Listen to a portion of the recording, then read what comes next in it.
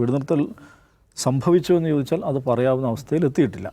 പക്ഷേ വെടിനിർത്തലിന് Donald Trump ആവശ്യപ്പെട്ടു എന്നുള്ളത് വസ്തുതയാണ്. അദ്ദേഹം തന്നെയാണ്, മാത്രമല്ല അദ്ദേഹം ഇതൊക്കെ എഴുതിയതിന് ശേഷം ഒരു തമാശയാണ്, ഇതിൻ്റെ അടിയിൽ Donald Trump president of United States of America എന്നൊക്കെ എഴുതുന്നുണ്ട്. അദ്ദേഹത്തിൻ്റെ സോഷ്യൽ മീഡിയ അക്കൗണ്ടിൽ എഴുതിയിട്ട് അടിയിൽ Donald Trump president of United States of America എന്നൊക്കെ എഴുതി. സീരിയസ് ആണ് പുള്ളി. അമേരിക്കൻ പ്രസിഡന്റാണ് പറയുന്നത്. അതെ അതെ എന്ന്. അപ്പോൾ ഞാൻ അതിനെ അവനോട് പറഞ്ഞു. ഇപ്പോൾ അദ്ദേഹത്തിൻ്റെ വേറൊരു ഇത് വന്നിട്ടുണ്ട്, ഞാൻ ഭയങ്കര അൺഹാപ്പിയാണ്, I am unhappy, very much unhappy with Netanyahu എന്നാണ് പറഞ്ഞിരിക്കുന്നത്. അപ്പോൾ ഇതെനിക്ക് തോന്നുന്നു ഈ എഗൈൻ റീഎസ്കലേഷൻ വരുന്നു എന്നുള്ളതുകൊണ്ടായിരിക്കും. നമ്മൾ കാണേണ്ട കാര്യം, ഇദ്ദേഹം കഴിഞ്ഞ ദിവസങ്ങളൊക്കെ പറഞ്ഞുകൊണ്ടിരുന്നത് എന്തായിരുന്നു, ഇറാനിലെ ഈ എന്താണ് മേക്ക് ഇറാൻ ഗ്രേറ്റ് അഗെയിൻ, ഈ മാഗ എന്നുള്ളതുപോലെ തന്നെ മീഗ എന്ന് പറയുന്ന ഒരു പുതിയ സാധനം കൊണ്ടുവന്നു. എങ്ങനെയാണ് ഇറാനെ ഗ്രേറ്റ് അഗെയിൻ ആക്കുക? ഈ റെജീം പോകണം, ഈ ഭരണകൂടം പോയിട്ട് നല്ലൊരു പുതിയ ആളുകൾ അവിടെ വരണം എന്ന് വെച്ചാൽ റെജീം ചേഞ്ച്, ഭരണം മാറ്റുക എന്ന് പറയുന്ന ഇസ്രായേലിൻ്റെ ലക്ഷ്യം. ഇസ്രായേൽ യുദ്ധത്തിൻ്റെ ലക്ഷ്യമായിട്ട് പ്രഖ്യാപിച്ചത് അതാണ്. ഈ ന്യൂക്ലിയർ സൈറ്റ്, ന്യൂക്ലിയർ കേപ്പബിലിറ്റി തകർക്കുക, ഇറാൻ ഒരു ത്രെറ്റ് അല്ലാതാക്കി മാറ്റുക, റെജീം ചേഞ്ച്, ഈ 3 ലക്ഷ്യങ്ങളാണ് പറഞ്ഞിരുന്നത്. അവരുടെ യുദ്ധത്തിൻ്റെ ഓപ്പറേഷൻ്റെ ഓപ്പറേഷൻ അവർ സ്വീകരിച്ച പേര് തന്നെ rising lion, operation rising lion. ഈ റൈസിംഗ് ലയൺ എന്ന് പറയുന്നത് 79 ഇറാൻ വിപ്ലവത്തിന് മുമ്പുള്ള പഴയ റിസാ ഷാ പഹ്ലവി ഭരണകൂടത്തിൻ്റെ ഔദ്യോഗിക സിമ്പലാണ് ഈ പറയുന്ന റൈസിംഗ് ലയൺ എന്ന് പറയുന്നത്. പക്ഷേ ഇപ്പം ഇത് ഒന്നും സംഭവിച്ചിട്ടില്ല. അതിനിടയിൽ ഇതാണ് ഞാൻ പറയുന്ന ഒരു 91 ഗൾഫ് വാറിനെ കുറിച്ച് ഈ ബോദ്രിയാൻ്റെ പുസ്തകത്തിൽ പറയണ്ടല്ലോ, the Gulf War did not happen എന്ന് പറയുന്നത് പോലെ പത്രങ്ങളിൽ വരുന്നതൊന്നുമല്ല യഥാർത്ഥം സംഭവിക്കുന്നത്. ഇന്നലെ ഈ അൽ ഉദൈദ് ബേസിൽ ഇറാൻ ആക്രമണം നടത്തുകയാണ്. ആക്രമണത്തിന് ശേഷം ആദ്യം ട്രംപിൻ്റെ ഭാഗത്ത് നിന്ന് വരുന്ന റെസ്പോൺസ് എന്താ പറയുക, ഈ ആക്രമണത്തെക്കുറിച്ചൊന്നുമല്ല പുള്ളി പറയുന്നത്. പുള്ളി ഇവർ നടത്തിയിട്ടുള്ള, അമേരിക്ക നടത്തിയിട്ടുള്ള അവരുടെ ഈ ബങ്കർ ബസ്റ്റർ ബോംബുകൾ ഉപയോഗിച്ചിട്ട് ഇറാനിലെ 3 സൈറ്റുകൾ, ന്യൂക്ലിയർ സൈറ്റുകൾ നടത്തിയിട്ടുള്ള ആക്രമണം ഉണ്ടല്ലോ, ആ ആക്രമണം അതിൽ പ്രത്യേകിച്ച് ഒന്നും ഉണ്ടായിട്ടില്ല എന്ന് അമേരിക്കൻ മാധ്യമങ്ങൾ വരെ ഇപ്പോൾ എഴുതാൻ തുടങ്ങിയിട്ടുണ്ട്. അവരെ ഈ ഇവന്മാരുടെ ഫേക്ക് ന്യൂസ് ഒന്നും നിങ്ങൾ വിശ്വസിച്ചേക്കരുത് കേട്ടോ എന്നാണ് പുള്ളി പറയുന്നത്.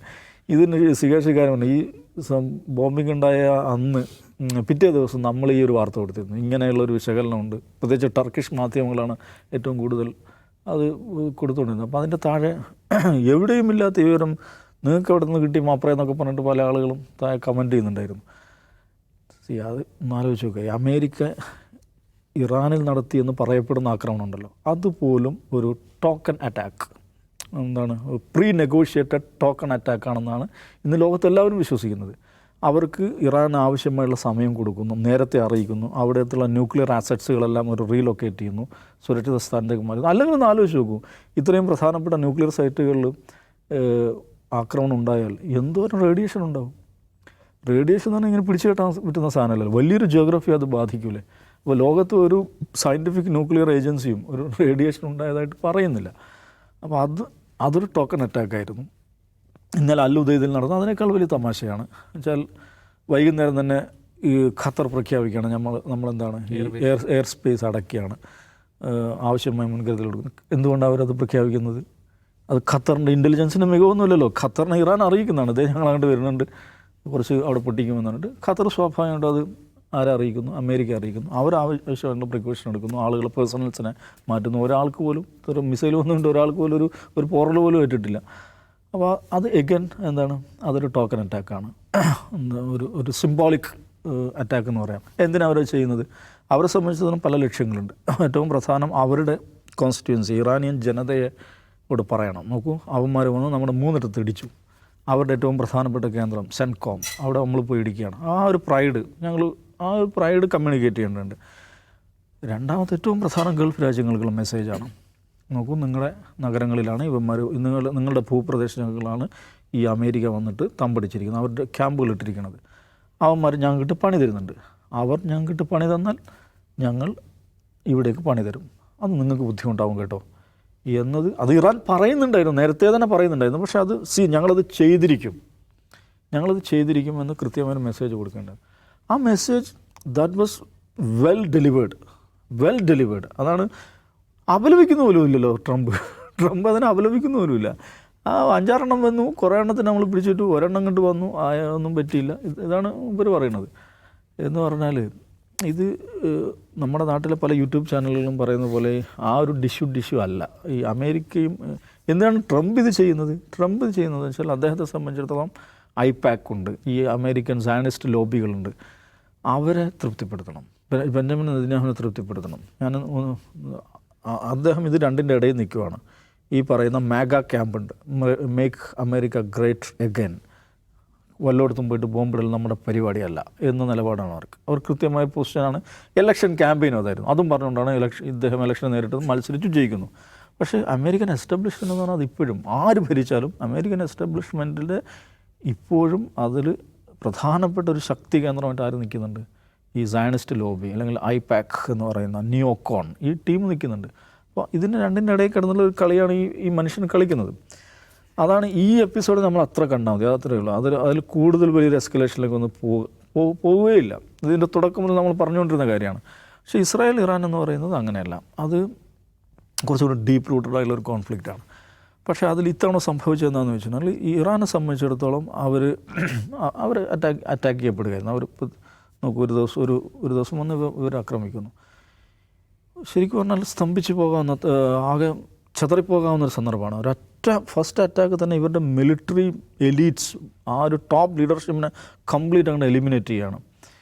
സയൻറ്റിസ്റ്റുകളെ, ഏറ്റവും പ്രധാനപ്പെട്ട ജനറൽമാരെ. അപ്പോൾ 20ഓളം ജനറൽമാർ ഒരൊറ്റ അടിക്ക് പോകുക എന്നൊക്കെ പറഞ്ഞാൽ തകർന്നു പോകാവുന്നതാണ്. പക്ഷേ അവർ വളരെ പെട്ടെന്ന് റീഗെയിൻ ചെയ്യുന്നു, തിരിച്ചടിക്കുന്നു. അത് ഇറാനെ സംബന്ധിച്ചിടത്തോളം അത് വലിയ പല ഫ്രണ്ടിലാണ് അവർക്ക് നേട്ടമുണ്ടായിരിക്കുന്നത്. ഏറ്റവും പ്രധാനപ്പെട്ട ഫ്രണ്ട് എന്നാൽ ഡൊമസ്റ്റിക് ഫ്രണ്ട് തന്നെയാണ്, ഹോം ഫ്രണ്ട്. അവിടെ എന്തോ ഭരണമാറ്റം വരാൻ പോവാണ്, ജനങ്ങളൊക്കെ മടുത്തിരിക്കുകയാണ്, ഇവന്മാർ മറിച്ചിടാൻ പോവുകയാണെന്നൊക്കെയുള്ള പ്രചാരണം. ആ ഒരു സോഷ്യൽ സോളിഡാരിറ്റി, ഭരണകൂടവും ജനങ്ങളും തമ്മിലുള്ള ആ ഒരു അത് ഭയങ്കരമായിട്ടുള്ളൊരു കൂടിച്ചേരൽ അത് അവിടെ സംഭവിക്കുന്നു. ഇറാൻ ആ മേഖലയിൽ ഏറ്റവും പ്രധാനപ്പെട്ടൊരു പവറായി മാറിക്കഴിഞ്ഞു. ഇറാൻ ഏറ്റവും അന്തസ്സുള്ള, ഏറ്റവും ധീരതയുള്ള, ഏറ്റവും ശക്തിയുള്ള, ഇത് ഇടിച്ചാൽ അങ്ങോട്ട് തരും എന്ന് പറയാൻ പറയാൻ മാത്രമല്ല അങ്ങനെ ആക്ട് ചെയ്യാനും കെൽപ്പുള്ള ഒരു ശക്തി, വളരെ പ്രധാനപ്പെട്ട ഒരു ശക്തി കേന്ദ്രമായി ഇറാൻ വളരെ പെട്ടെന്ന് മാറി. ഇന്നലത്തെ ഈ അൽ ഉദൈദിൽ മിസൈൽ ഇട്ടതിന് ശേഷം അവിടുത്തെ ഫോറിൻ മിനിസ്റ്റർ ഇറക്കിയ കുറിപ്പിൽ ഉപയോഗിക്കുന്നൊരു വാക്കുണ്ട്, the old practice of hit and run that will not go anymore എന്നുള്ളതാണ്. അപ്പോൾ ഹിറ്റ് ആൻഡ് റൺ, നമ്മൾ ഇടിച്ച് എവിടെയും ബോംബിട്ട് മിസൈലിട്ട് നിങ്ങളെ പണിയായിട്ട് പോകാം, ആ പരിപാടി ഇനി നടക്കില്ല. ആ ഒരു കൾച്ചർ ഞങ്ങൾ അവസാനിപ്പിക്കുകയാണെന്നാണ് ഇറാൻ പ്രഖ്യാപിക്കുന്നത്. And they did it in the sense അവർ ഇസ്രായേലിൻ്റെ ചരിത്രത്തിൽ ഒരിക്കലും ഇല്ലാത്ത ആഘാതം അവർക്ക് ഏൽപ്പിക്കാൻ പറ്റി. അതുകൊണ്ട് ആ ജോഗ്രഫിയിലെ, മിഡിൽ ഈസ്റ്റ് എന്ന് പറയുന്ന ജോഗ്രഫിയിലെ ഏറ്റവും പ്രധാനപ്പെട്ട ഒരു ശക്തി കേന്ദ്രമായിട്ട് ഇറാൻ മാറി.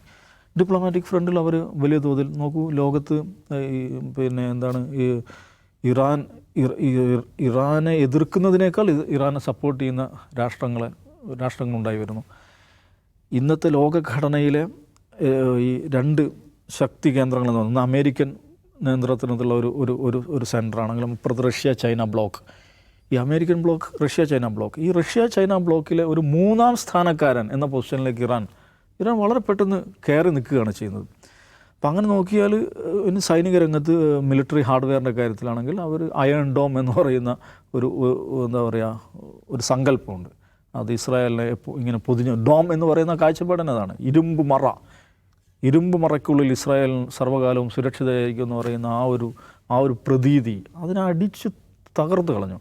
അപ്പോൾ അതിൽ ഇറാനെ സംബന്ധിച്ചിടത്തോളം ഈ യുദ്ധം നീട്ടിക്കൊണ്ടു പോകുന്ന ഒരു രാജ്യത്തിനും ഗുണകരമല്ല. പ്രത്യേകിച്ച് ഇറാനെ പോലെ ഒരു വികസ്വര രാജ്യം, ഉപരോധത്തിൽ കഴിയുന്നൊരു രാജ്യം, അവർക്ക് യുദ്ധം അവസാനിപ്പിക്കാനാണ് ഏറ്റവും നല്ലത്. ഈ സമയത്ത് ഇത് അവസാനിപ്പിക്കണം എന്ന് ട്രംപ് പറയുന്നു. ട്രംപ് ഇസ്രായേലിനോടും പറയുന്നു, ഇറാനോടും പറയുന്നു. അപ്പോൾ ആ നിമിഷത്തിൽ അവസാനിപ്പിക്കാവുന്ന ഇറാനെ സംബന്ധിച്ച് വളരെ വളരെ പോസിറ്റീവായിട്ടുള്ള, നെഞ്ചു വിരിച്ച് അവസാനിപ്പിക്കാവുന്നൊരു സമയമാണ്. അതുകൊണ്ട് ടോട്ടൽ എപ്പിസോഡിൻ്റെ ഒരു ടേക്ക് ഹോം എന്താണെന്ന് ചോദിച്ചാൽ ഇറാൻ നെഞ്ചു വിരിച്ച് നിൽക്കുന്നു എന്നുള്ളതാണ്. ഇസ്രായേലിനെ സംബന്ധിച്ചിടത്തോളം ഇത് നീട്ടിക്കൊണ്ടു പോകാൻ അത് പറ്റില്ല. കാരണം ആ ഒരു ഹ്യൂമിലിയേഷൻ അവർ അനുഭവിക്കുന്നുണ്ട്. എനിക്ക് തോന്നുന്നത് ഇപ്പോൾ ഈ പ്രസ്താവനകളും ഇതൊക്കെ ചെറിയ ഫ്ലെയറപ്പുകൾ ഉണ്ടെങ്കിലും അധികം മുന്നോട്ട് പോകാതെ നിൽക്കുമെന്ന് തന്നെയാണ് തോന്നുന്നത്.